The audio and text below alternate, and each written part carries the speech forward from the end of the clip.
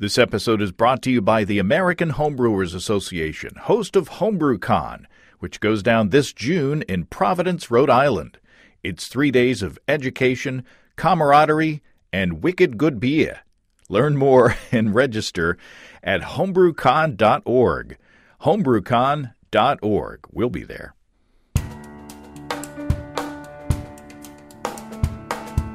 Welcome to Basic Brewing Radio for Thursday, April 4th, 2019. I'm James Spencer.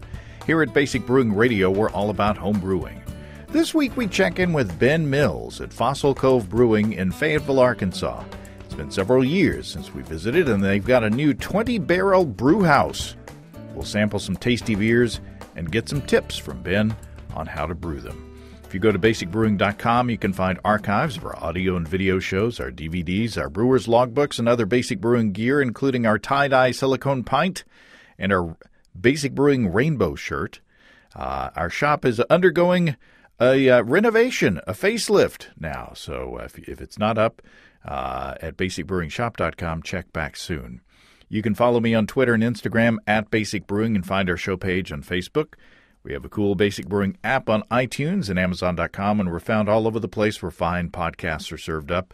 And if you do us a favor of rating us on iTunes and maybe leaving a nice comment, they say that'll help new listeners to find us. If you want to support us financially, check out patreon.com/basicbrewing, and thanks to everybody who's helping out that way. If you go to patreon.com/basicbrewing, you can see a long list of stuff that you can access if you sign up as a supporter. Well, the family and I are back from a spring break vacation on the Olympic Peninsula in Washington. We mostly hiked and hiked and hiked and hiked, ate a bunch, and then hiked and hiked and most people head south for warm beaches and bright sunshine, but we've been heading north to where there's still snow on the mountain roads and trails. I got to try a few local beers that were tasty, but the focus was on being together with the family and seeing some new stuff. And I posted pictures of some of those sites on Instagram, so find me at Basic Brewing to see those.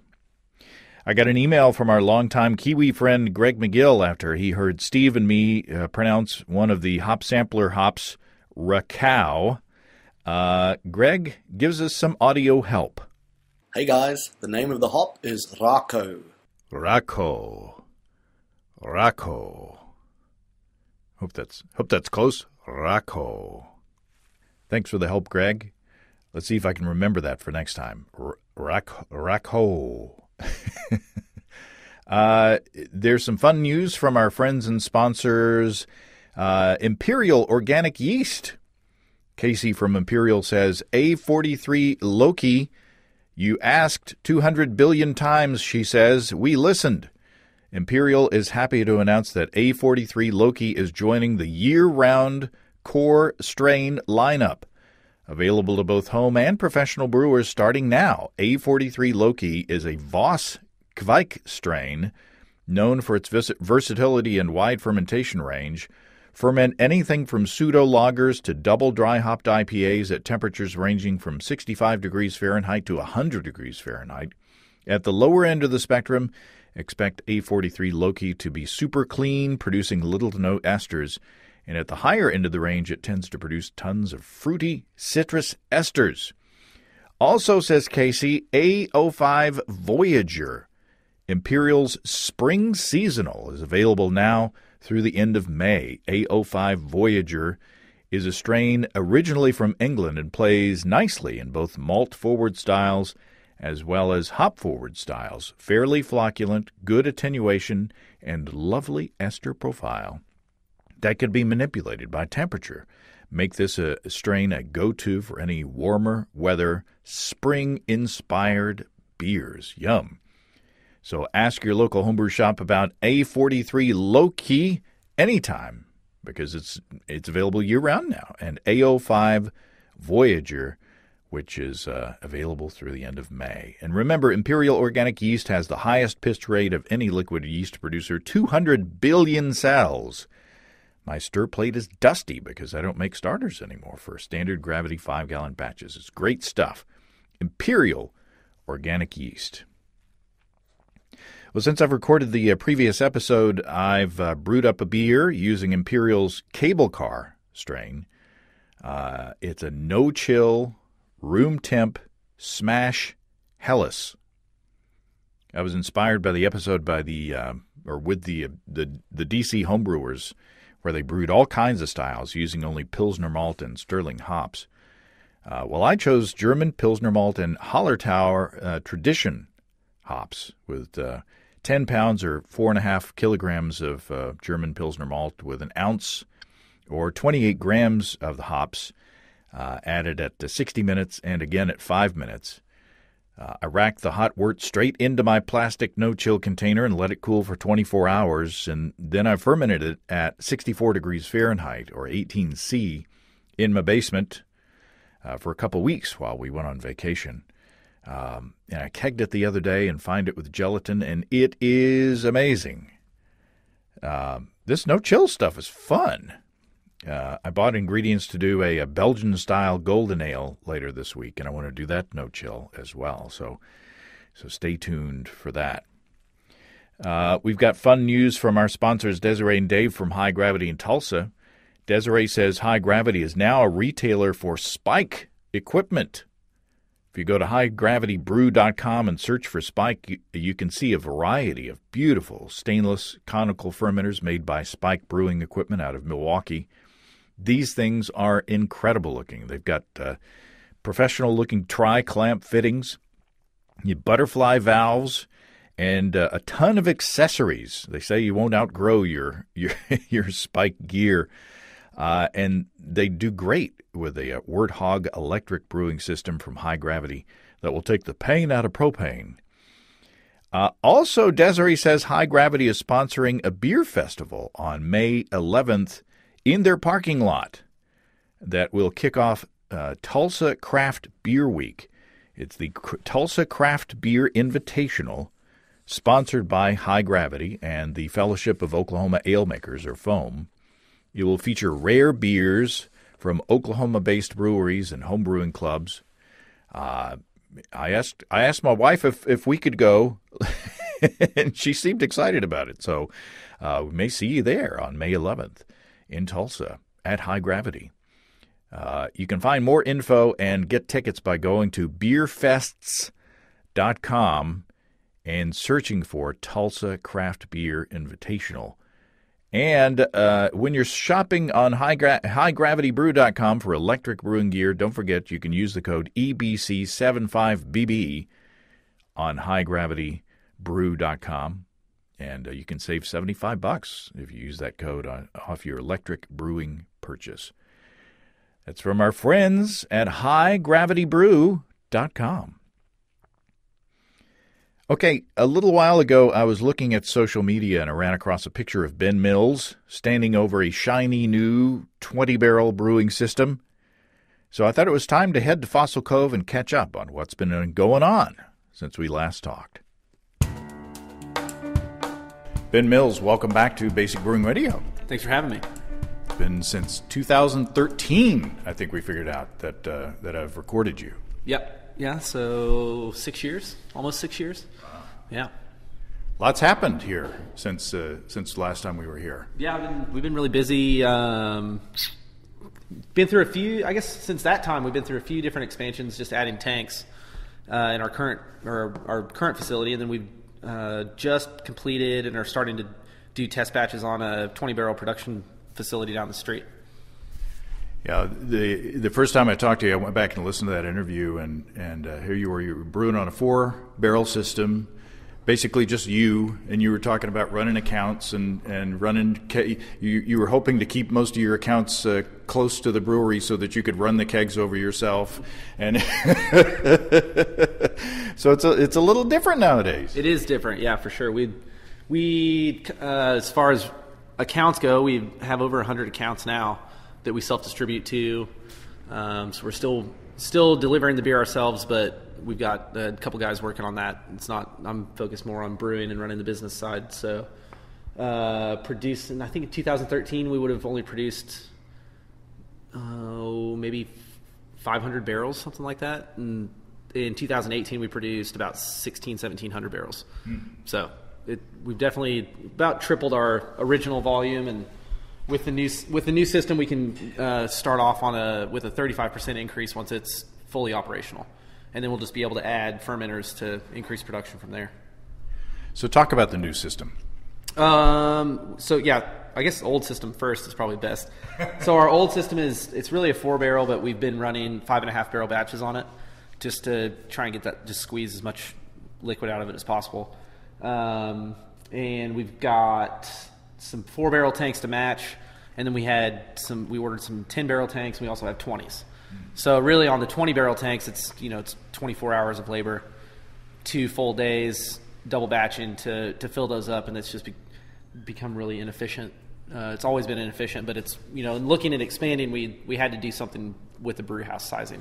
So and with the size we were looking at a 20-barrel, the current building doesn't have enough square footage. So luckily, about the time we needed it, there was a 7,000 square foot building down the street that became available for us to rent. And so we have been spending the past year renovating and installing and just getting it production ready. So, yep. Yeah, it's a nice big space, and a system that makes this little system that you've got in the old location, the original location, look quaint. Yes, it's actually, yeah. So I've done 2 brews on it now, on the 20-barrel system, and it is it's crazy to see that much. Other brewers are very used to it. We've only had a 5.5-barrel system, and the only other brewing job I've had was a 5-barrel kettle, and and it was a kind of a Franken brew system. So, I personally have never really had any experience on a system of this size and with the little bit of extra automation that it has. So it's been a lot of fun, really. Yeah. Well, I want to talk about the new system, but I want to get you've served me 6 beers here. So I want to move through those while we're having the conversation. Yeah. What do we got here in the beginning? So the first one is the Hoppy Wheat. That was just released on Friday, which would have been the 15th, I believe. And it is a beer that we've released for the past 4 years as part of a IPA seasonal rotating lineup. So that's our spring seasonal IPA. It's really just a kind of American wheat that's had some, it's a little heavier. It definitely has a heavy dry hop, and then the bitterness is around 25 or almost 30. So it's it's not too bitter. It's kind of a good spring, just warm days on the patio, thirst quencher. Yeah. I'm surprised that the bitterness is that low because it's pretty sharp. I mean, it's nice. I guess it's 50. Yeah. Okay. So yeah, it's 50. It's 50. So it still falls.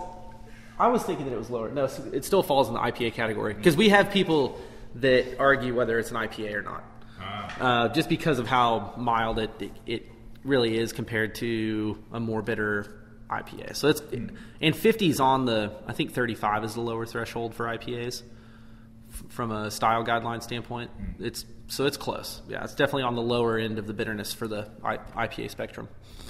And what are the hops? That one is because on each of those I'm gonna have to grab a can because on each of those I'll be back. He's gone to get a can so that we can check that we don't make things up here at Basic Brewing Radio. Yeah, everything is fully vetted. Yeah. So this one is Willamette, CTZ, Cascade, and Chinook. So pretty citrusy hops on the dry hop. The Chinooks, all of those just kind of go the tangerine orange route. Mm-hmm. So with it being such a light bready beer, it really works well. Yeah. Yeah, no kidding. And what's the yeast? The yeast, that's just our standard USO5. So SAF Ale USO5 is really the powerhouse yeast out here. We use it in, I think it's Safe Brew is what it is, S33. I'm not sure if it's SAF Ale or, I'm not sure. But S33 and USO5 are the 2 that we use the most. S33 being the Belgian strain and USO5 being the American strain. It's really nice. Really citrusy hop character, which, pairs with the idea of a lemony wheat beer. Yeah. Very nice, very drinkable. Nice. It would be a nice palate cleanser, with like grilled sausages or something. Sure. You know? Sausages or fish. I think would be something good. Something like chicken. Mm-hmm. Definitely anything on the lighter spectrum. White meats. And there's a little bit of a bready, yeasty smell, or not yeasty, but wheaty smell. Yeah, it's got a significant amount of wheat in it. So I mean, it's hard. It's an American wheat ale that has just been, I think about the time we put that one out, Boulevard had one out that was called, I can't even remember the name of it now, but they had a hoppy kind of American wheat ale out as well. So it was really, really good. And so all of us were really into it here at the brewery, and we kind of, borrowed the idea and made something similar. Nicely done. Thanks. And these are in cans. Yes. Yeah. Hoppy wheat is in cans. One of the other ones that we'll try here in a little bit is the coffee IPA. It was the winter. We're on the last keg of it, so it was the winter seasonal IPA. So moving up from 4 or 5 barrels to 20 barrels, what are the challenges? Oh, just learning the equipment right now, because it's new equipment, and it's just got a lot of kinks to work out and efficiencies to be overcome and everything. So just kind of running it right now is the biggest obstacle, and just trying to decide where we can improve on the system and just getting used to it so that I can train our brewers to run it. Mm-hmm. And we have, developed the SOPs and all of that. And the main thing is going to be flavor matching, the consistency of the recipes. And, it's not as easy as saying just multiply it by 4, and you'll get the result you need. So we're definitely going to have to, just go through the motions, brew each recipe with a scaled up version one time and try to, decide from there what the best course of action is for consistency. So we don't really know until we try, and then we have the information we need. But it'll take a little while. We're going to kind of run both. Luckily, we can run both in tandem, so we can still be producing enough of the recipes for down, to at least keep everybody in kegs, and while we're trying to make the transition, because the canning machine goes down the street too. So. Mm-hmm. So I did an episode recently with Mike Tonsmeyer, the mad fermentationist.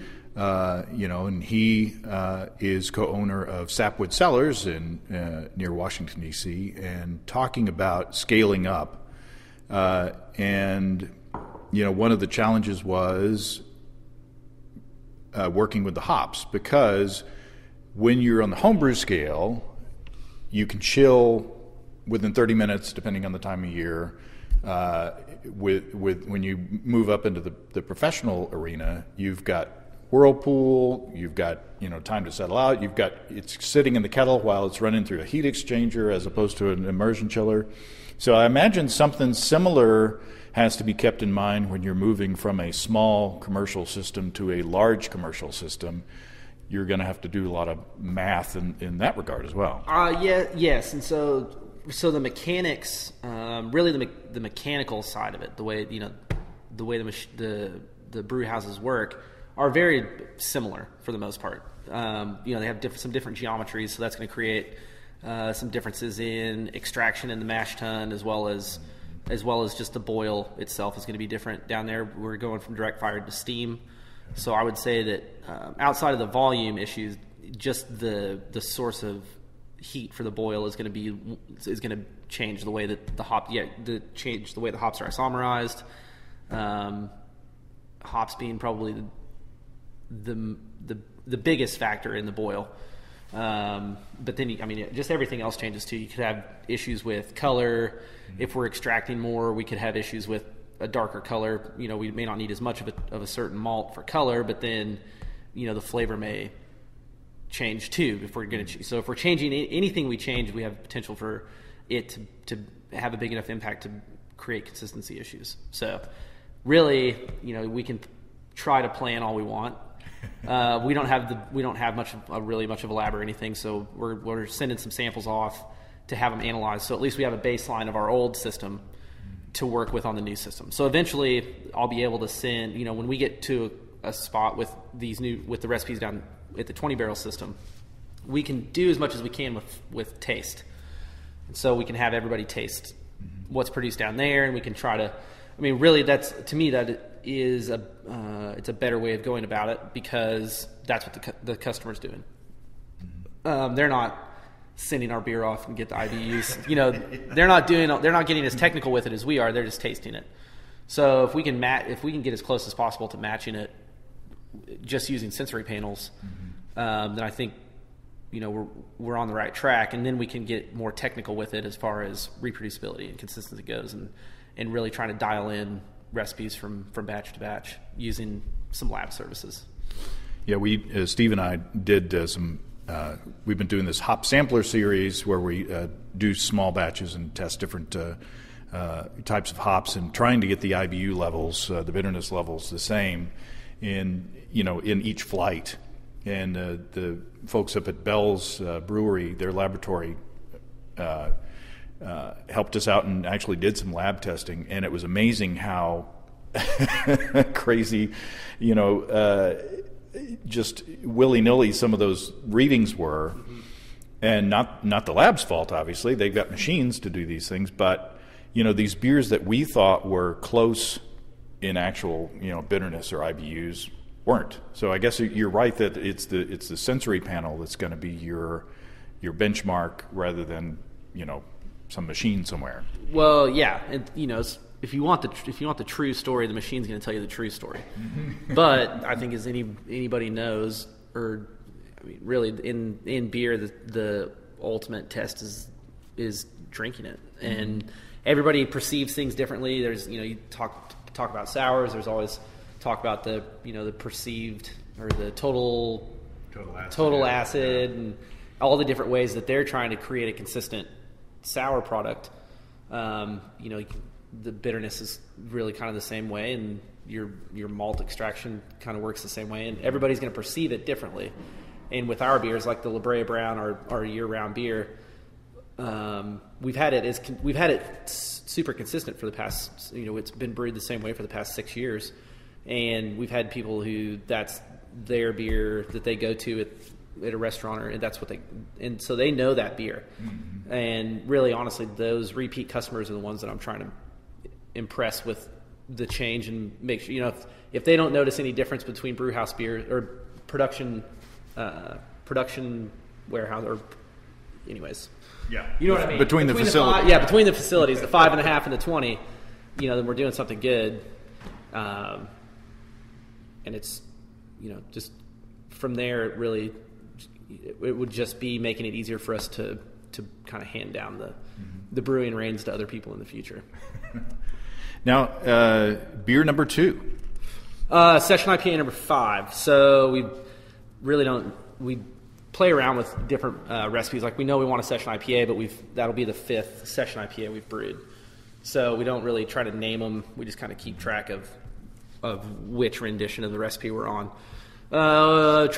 This one we would really more the tropical route. So we got some New Zealand hops, the Racows, to try and bring bring a little bit different tropical fruity note to the beer that people around here may not be used to, because there's so many different new hop varieties out there now that we can kind of, that's really obvious, pretty much the most obvious way to differentiate yourself in the IPA world. And when you're reading about it, it's all about how people are using hops nowadays. So we're not getting too crazy with our dry hopping, or we really don't we don't really make it too technical, but we do play around with varieties to try and make it unique to us. So yeah, I wish I'd said before you said that I get more of a melon kind of a character out of this, and tasting the wheat and this side by side. This one is at 50 IBUs. So, but the bitterness is a little more mellow to me than the wheat, and the hop character is more mellow. It's less sharp and citrusy, and it's more of a melon, kind of a tropical fruit. So, it's very nice, and only 4.9%. Yep. Yeah. So that's one thing that I like to do, is try to keep something under 5% on tap, and the session IPA trend is, I think, really good. It's a really nice one, because a lot of IPAs are 6-7%, and it's really hard to sit down and have a couple of those and be safe driving home. And we have a lot. It's really a tasting room beer. Obviously would be a good outside activity beer as well, just because you can have a couple and not be too worried about where you got to go or how are you going to get there. Yeah, for sure. And it's got a lot of flavor. Oh yeah. So yeah. that was one of the main goals, is to have a lower alcohol, flavorful beer. And the body is nice. Do you do anything? I mean, it's not super low in alcohol. 5%, 4.9 is still in the moderate range. But are there any tricks you do with the mash temperature or anything like that to make sure that the body is up where you want it to be? Yeah, we try to. So that is one of the things with our brew house. We have a little less. It's just basically pretty much straight infusion mash. So we have a little less control over temperature. But we do shoot for a little higher temp on the mash, so around like 67, 68 Celsius, to help with that mouthfeel in the body. And then we also, that's got a lot of oats, and I think it's got some flaked corn in there too. Oh, nice. So kind of borrowing from the cream ale, which is a lower alcohol ale, and you kind of borrowing from that to give it the mouthfeel while still getting the bitterness and the hops through too. So what's your strategy for hopping on this beer? This one is actually, I want to say this is the first one where we kind of, instead of just dumping the hops in the top. So normally we'll just dump our hops in the top. We use pellets, and that's pretty much the standard. Really, it has been for a long time for most people.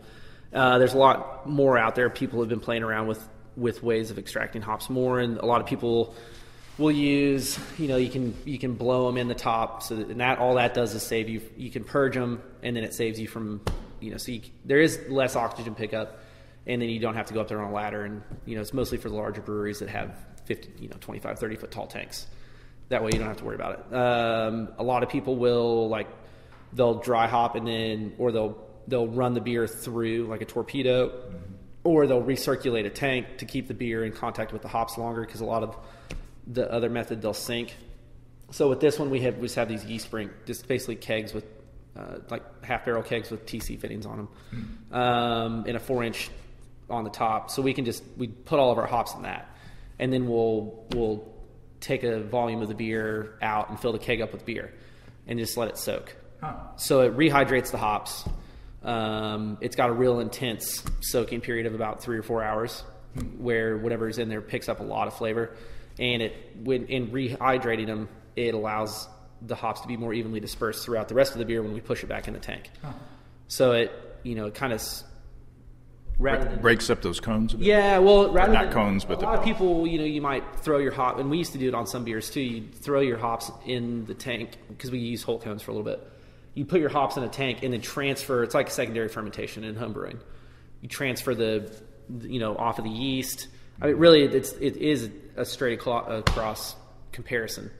But that in the industrial setting causes a lot of issues, because it's just extra cleaning, and it's really not necessary to move it. So, we've been kind of avoiding that. And what this does is allow us to prevent having to recirculate a tank, which if you put a pump on the beer, you're going to have oxygen pickup as well. And so with this, we can purge the hops, we can purge the keg of oxygen, just with a little bit of CO2. It's not that large of a volume, so we're not wasting very much. And it's really, honestly, it's a simple thing the brewers can do. They just come in the morning and prep that, get the beer into our dry hop keg, and then seal everything off, and it's all, just sit and soak while they're doing something else. And then they come back, and you just push it back in with CO2, and it's all mixed up. Yeah. Nice. Yeah. It's kind of a beer hop tea kind of a thing. Yeah, basically. And it really, if you break down all the methods that people are using, it's just a way of extracting the hops more efficiently.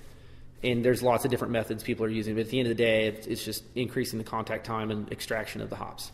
So some of them are pretty technical, and when you get on larger and larger volumes, hundreds and hundreds of pounds of hops, definitely makes a huge difference. And those methods are worth it to them. And for us, it's just not worth the investment in some of these special things to do it. So, well, I know that from my little experience with dry hopping, I've got like this mesh cylinder thing, and you put the hops in there dry, and then you drop it in the keg, and then when you take it out, the hop pellets have swollen. Yep. And I don't think that there's a lot of liquid flow going through there. It just seems like it's saturated, and it's just a little sponge that's just dangling down in there and not doing much good. Exactly, yeah. So I would say, really anything in the very middle of that, you're probably not extracting much of. They may have gotten moist, but like you said, there's not much contact. So there's probably, it probably is a pretty inefficient way but at the same time, it is cleaner and easy, so you don't have as much, probably, it's probably arguable whether or not you have as much loss or not, because that cylinder still is soaking up liquid. Right. So, but on the home brewing side, a way to do it would, you do the secondary, but you put your hops in the secondary before you transfer. Mm-hmm. And then you're basically whirlpooling all of your hops into the beer. Mm-hmm. And so they have time to hydrate while it's filling and get mixed in. Whereas if you transfer it to secondary first and then just dump the hops in, they're a very significant percentage of those hops are just going to fall to the bottom and sit at the bottom and not really, and then they just won't really be, because there's not much movement going on. Mm-hmm. Yeah, I'm nervous, but I very rarely transfer a beer to secondary anymore, just because the more you touch a beer, the more you move the beer, the more you expose it, like you said, to oxygen and potential contamination. Yeah, correct. Yeah, I've never been a fan of. I've never understood the secondary fermentation thing. I remember when I first started getting into brewing. Everybody tries to come up with reasons why it makes sense, and it just does not make sense. So. Well, if I'm going to put the beer on fruit or something like that. Yes, the secondary fermentation is real whenever you're doing something like that. Mm-hmm. But just as like a part of a method it's just not necessary. Yeah. That's back in the day when the common knowledge was get your beer off the tube as quickly as possible. Yes, and that's just not. Yeah, it would take not a real thing. We've got beers, and I remember there was a homebrewing thing that they did. BYO did it was several years ago, but they had people do that. They had them brew, and some of them left it on the tube, and then some weren't, and they did this kind of sensory thing on it. And it can be periods of months where it sits on the tube, and it doesn't really. Unless the conditions get so bad that the yeast are autolyzing, really, over time it will happen, yes, but it would take a very long time. Beer number 3. Brown porter. So that is, we try to make that beer as much of a traditional, or what we perceive to be a traditional English porter as possible. We went through and did the whole porter series according to the guidelines 3 or 4 years ago, just because I personally hadn't really had much experience brewing porters, and we had a lot of requests for them. So, but we weren't sure which porter people wanted. Did they want the American style, robust, hoppy porter? Would they prefer this English mild porter? And so we got a lot of feedback on it. We don't do the other two, which would have. Well, I guess we do. I can't remember if there's 4 in the guidelines or just 3. But whatever's in the guidelines, and then we also have a coconut porter that we brew. So nowadays we brew the brown porter, the robust porter, and the coconut porter. But there's also, what are the other porter styles? I haven't memorized the style guidelines, so we look at them a lot. But there's like an imperial porter. That's not what you call it, but anyways, we did it. The other ones weren't as popular. Baltic porter is what I'm thinking of. So it's good. It's like the Russian Imperial Porter, basically. So once you start getting up into that spectrum of things, it's real hard to differentiate between a stout, a porter. It really just kind of comes down to whatever yeast fermented it at that point. So this is very caramely, is. Very malty and caramely. What are your specialty malts? On that one, definitely a brown malt. Cara Brown, I believe, is what it is.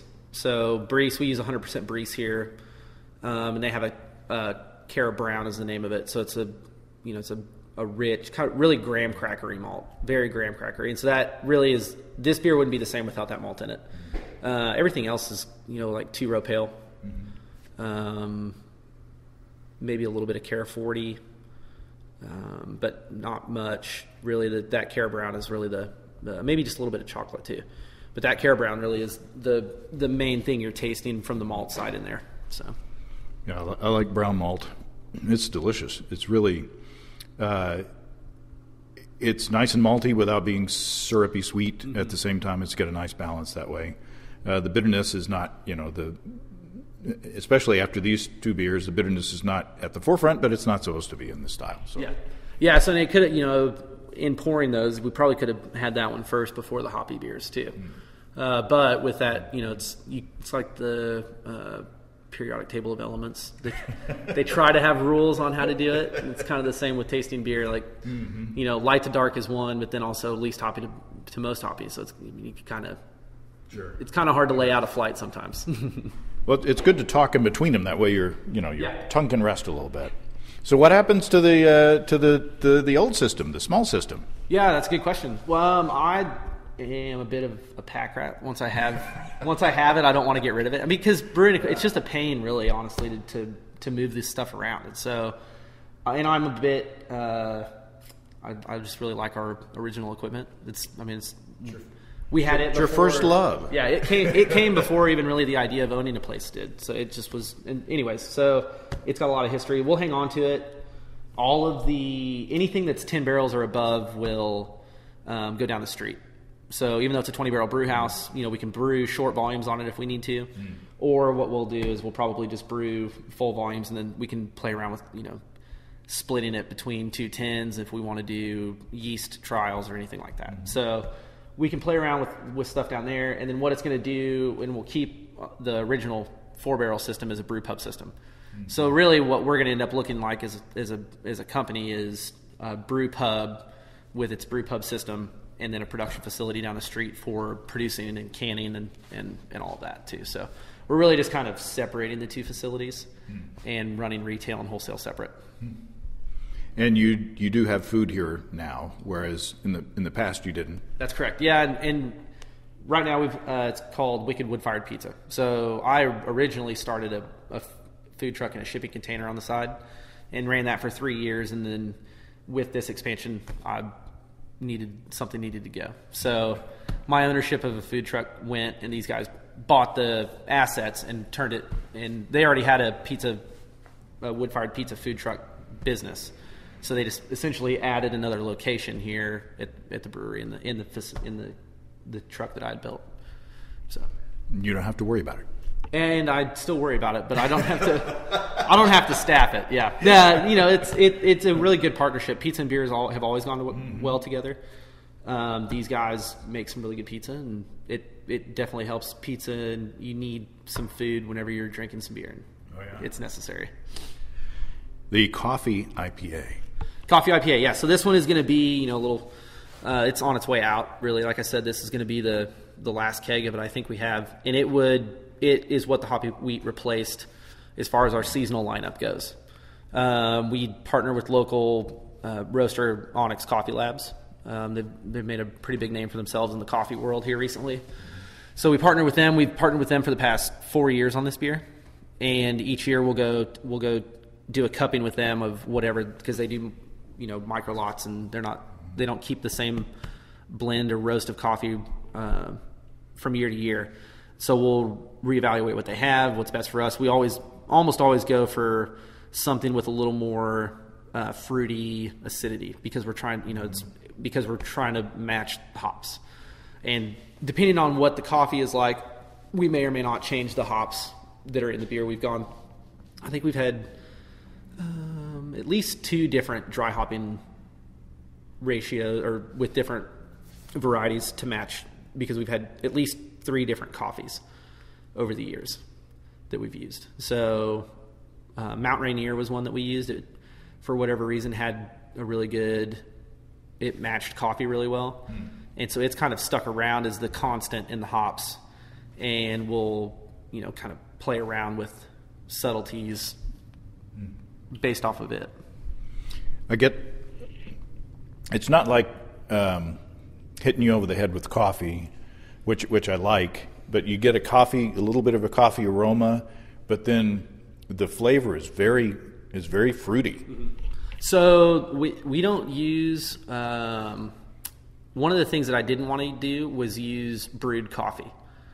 Because brewed coffee, if I'm sure everybody's had a coffee stout or coffee whatever out there, coffee porter, whatever it is, and a lot of times brewed coffee has that brewed coffee flavor. The burnt, not necessarily, it doesn't have to be burnt, right? But you associate kind of a burnt coffee beans. That's what coffee beans are. They're burnt coffee beans. So and depending on your source of coffee, it's going to be a darker roast. A lot of people back in the past have used darker roasts. Light roasts are really kind of a new trend in the coffee world. It's it's one of the things that's made coffee in the delicacy coffee more popular, because they do have more flavor, and that's one of the cool things about this coffee that we're using. It's got a very fruity, kind of tart, fruity acidity to it whenever you sit down to drink it, and that's something that works really well with hops. If you brew it. You lose some aromatics, obviously, because of the heat, and then you also kind of change the flavor of it. So what we do is they do a cold brew extraction on it and make it, it's like an overnight, and they drip ice cold water through the grounds, and it creates what they call a toddy. So that cold brew extraction prevents any negative effects from the heat, and it's a very kind of, it's almost like a syrup. It's really thick and it's very concentrated, very concentrated, and it's very delicate because it's cold extraction. And then we'll also do a certain percentage of ground whole beans too. But we don't brew it. It just really is extracted. We just crush them up and put them in a mesh bag and throw them in there before we transfer the beer. And so that toddy is nice because it's a liquid, so it mixes in really well. And then the beans themselves aren't as nice because it's a little harder to. Because they do want to stratify in the tank. The first year we ever did it, couple of the first kegs we pulled went out into the market, and we got some calls. Luckily, they were good accounts, and they were friends of ours, and they called us like, "Man, it tastes good, but it's really different than." And so we come to think the beans would have settled to the bottom, and a lot of that would settle to the bottom. And so if we're kegging off of the bottom, we may have, there's a little bit of stratification in there, and somebody one of those kegs just got a real heavy dose of coffee. But no, our method, we try to make the coffee blend into the beer instead of being a really sharp component like it is in a lot of other coffee beers. It's nice. It's very complex. It's a lot more complex than just like beer with some coffee in it. It's a partnership. Yeah, and that's the whole point for sure. And we've always put the coffee first when we're building the recipe, and then the beer, the hops, the malt, everything kind of follows suit. So you've got a canning line. Where are you distributed now, and what are your aspirations? We just talked about that a lot this morning. The canning machine allows us to produce just about as much as we want. It's a 4-head wild goose. We could, if we ran that thing 5 days a week, I don't think I could ever produce enough beer in the facility we're in to outgrow that machine, really. So it's kind of, right now we're kind of just hanging out, to be quite honest. We've got Benton and Washington counties here in Northwest Arkansas, and we're just now starting to get into Benton County. So it's, we're really looking at just about doubling our distribution area. And that's kind of what our main focus is this next year or two, is dialing in the new system, working out all the kinks, because that's basically our permanent home. So once we have that dialed in, it's there and we're producing, and really at that point we just have to focus more on selling it, and then we'll be able to focus on our distribution area and what we want to do. National trends kind of suggest that it's not wise to try and go too far outside of your region, and I've never really been interested in going too far out of the region. You used to didn't want to drive far from the brewery, so exactly, yeah. Well, there's all the different arguments about quality. The farther it is away from you, the harder it is to control. And just all of the things going on with 7,000 plus breweries in the country right now, it really makes the competition a lot harder, and the consumers are really just want their local products. And so what we'll end up doing is getting through this, saturating the region that we've designated, which is Northwest Arkansas.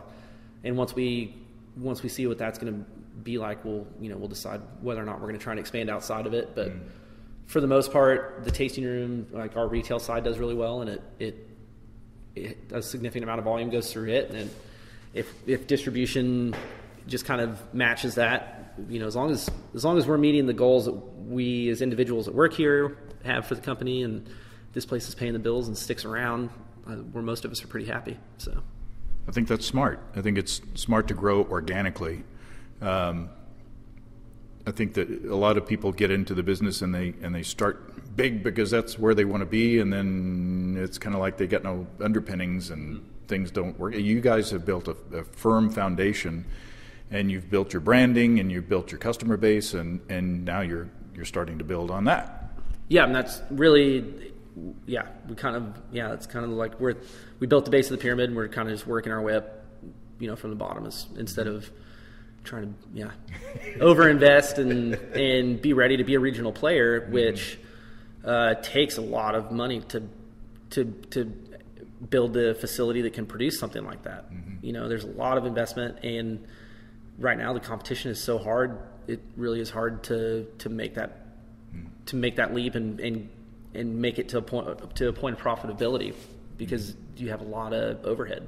So on to the beer number 5, the barley wine. Barley wine. So this one is it's released every year at Frost Fest, our beer festival in February. So we have an outdoor beer festival. Rain, shine, snow, whatever happens. Luckily, we haven't had. We just finished our 4th year, and we haven't had any real inclement weather yet. We've had a couple really cold years. So, but the barley wine is a good. It's a good beer to release. It's cold. This is a good winter warmer, and it just kind of goes with it just matches the festivities, really. So it's big and chewy and caramely but there is bitterness there to balance it out. And I think I'm picking up some fruity hoppiness. It's not. It's once again, this one's more for us. It's a little more on the English side of things. And we don't, so American barley wine obviously has a hoppier, a little more bitterness, so less sweetness. And this, I'm not sure if this would be considered true English barley wine or not, but it does have enough bitterness in there to work with that sweetness, and the fruitiness to me mostly is from the malt. So it's just got a really heavy caramel addition. And I think we have Cara 20, 60, 90, and 120 on hand. And I want to say that each one is represented in the malt bill. So so you get the gamut of caramel malt flavors too, which range, with those malts from honey to, dark dried cherries. So yeah, it's quite possible that the fruitiness that I'm tasting is malt. I'm used to hop fruitiness nowadays. Yeah, this one, so it's not dry hopped or anything. Really, the only addition on this one is going to be the bittering addition at the beginning of the boil. And this weighs in at 10.1, which is why I'm only taking a couple sips. What's the finishing gravity? Do you remember? It's pretty high. I want to say our that one starts out at like 22 or 23 Plato, and then it drops down to probably between 5 and 6. I want to say that one's real hard to get below 6. So multiply that by 4 for your specific gravity folks out there. Around 24 for the final gravity. Yeah. I was going to do the attenuation real quick too. So if it's, but that's a big jump. I mean, the yeast has done a good job, but to go from like 1100 specific gravity down to 24. That's what, a little over 75% apparent attenuation. Right at 75%. Yeah. Yep. My math. Yep. Hey, my math still works. I'm not drinking enough. Yeah, so it's right at 75% attenuation, which for a high alcohol beer like that is it's pretty good. Yeah. And this is US-05? That is this year's. So we did no.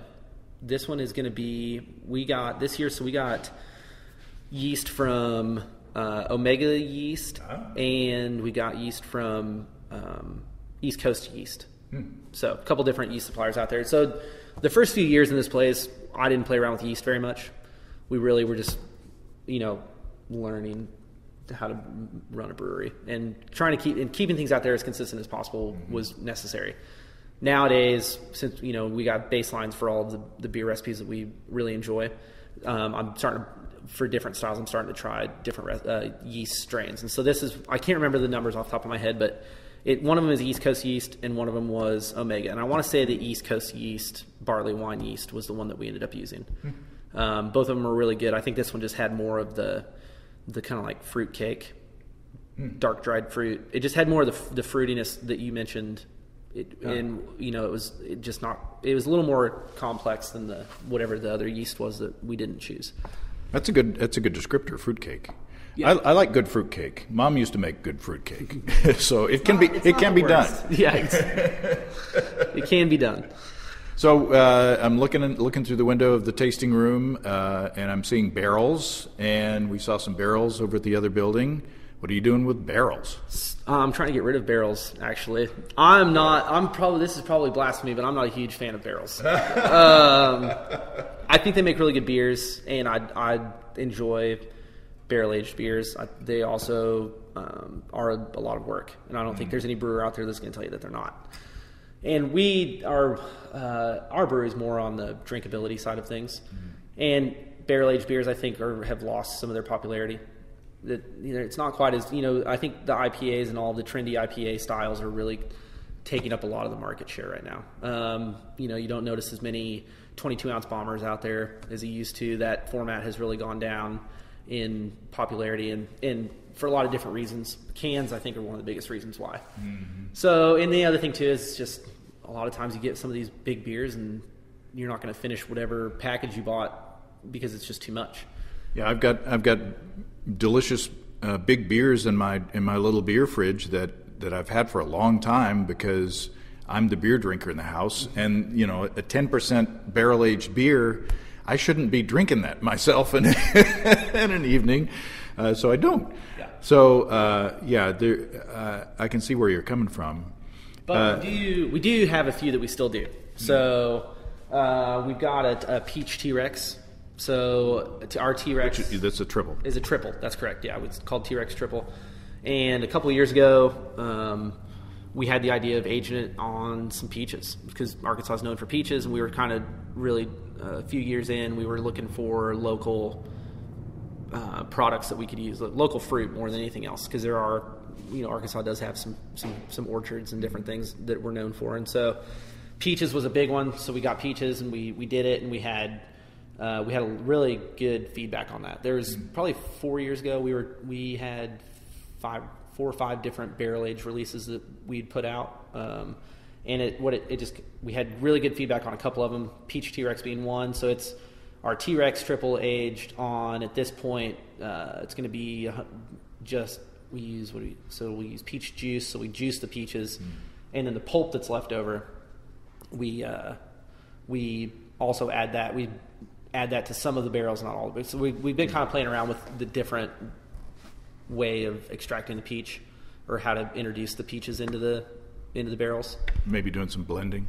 Well, we always blend, obviously with barrels. So I think out there right now we've got 10 individual barrels of peach T-Rex, and we use red wine and bourbon for that too. Ooh. So it does have a lot of blending capabilities for sure. And then the other one is a red wine chocolate stout. So we use red wine barrels, and then we have a local chocolate producer, kind of similar to Onyx in the coffee game. They do in small lots of chocolate, and it's called Kaya, Kyya. We've worked with them on different stuff for the past couple of years too. So those are really the only 2 serious barrel-aged beers we have right now. Now that we'll have more time on our hands for creativity, we may start playing around with more barrel-aged stuff, but maybe, really the only other unreleased project we have is wild fermentations.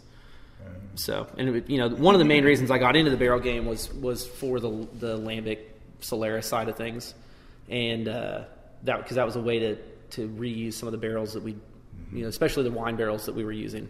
Once they're neutral, and there's not much. Once we pull that wine flavor out, they're not really worth much except for lambics. So, We've got probably 3 years. We're right at the time where we can actually have a legitimate Solera, because it takes about 3 years. So we're there, and with all the transition, and once we're through with that, we can really play around with releasing one of those. So, well, it's nice that you're focusing on the stuff that makes sense. I mean, and on the cans, I tweeted a year, maybe 2 ago, and I said my prediction is within 5 years all craft beer will be in cans, and I get some blowback, or people have invested in bottling lines, but I like the cans. Yeah, a lot of people like bottles. I really, if I was to have my choice, all outdoor activities aside, I would choose bottles too. I like the way a bottle feels in my hand. Is preferred, as compared to a can. It's just, I like drinking out of a bottle better too. And I know a lot of people who feel the same way, but the thing that cans ultimately have is they're allowed pretty much everywhere. A bottle's not. And from a brewery standpoint, they're a lot easier package to deal with. And they're also, much better from a quality standpoint for the beer than a bottle is too. So most of the arguments are for cans, and really mostly it's just personal preference that would go towards a bottle. Yeah. The last beer, man, we've been talking a long time. It's going quick. What's the last beer? This is our Imperial Stout. So pretty standard American Imperial Stout. It's got the bitterness to counteract the sweetness. It doesn't have as much of the Twizzlers flavor that a lot of Imperial Stouts have. A lot of them use a lot of caramel malts, and you get a very Twizzler thing going on. And it's not my favorite because it almost tastes like cherry. Like red Twizzlers, and you kind of get that. And to me, I don't necessarily think that belongs in a stout. It's not what I think of. I think of more of the roasty, chocolatey notes, and so that we're shooting for more of the earthy, roasty flavors in this one. That's nice. It is roasty. There is a little bit of fruit. It does, yeah. It's almost impossible. It's almost impossible not to have some, yeah. What's the yeast on this one? That's just USO5. Mm-hmm. Wow, it is nice though. It's very nice. It's not as